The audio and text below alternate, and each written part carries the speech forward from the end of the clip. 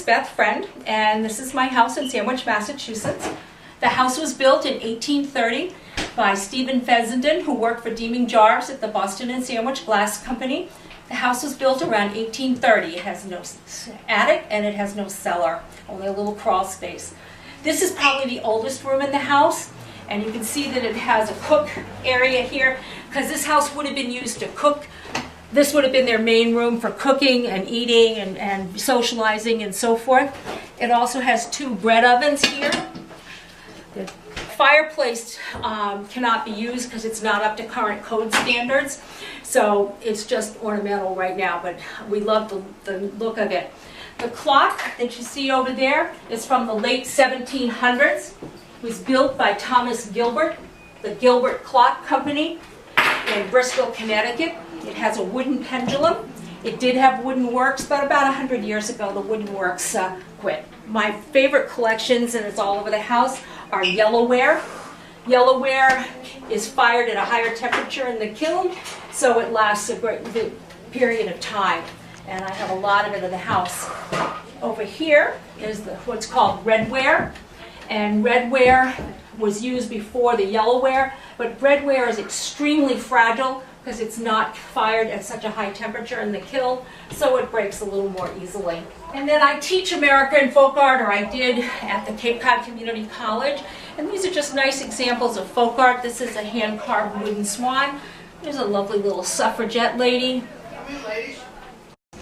And in this room of interest is, first of all, my quilt collection. And you want to probably notice that on this quilt here, it's all signed by the women that did it. There's signatures all over that quilt for all the people that did it. Most of those quilts are from the mid-1800s.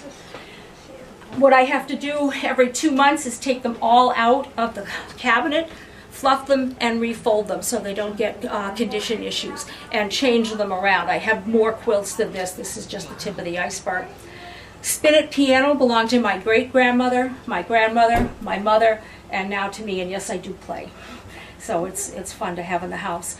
And there's clocks everywhere. The more clocks, the better.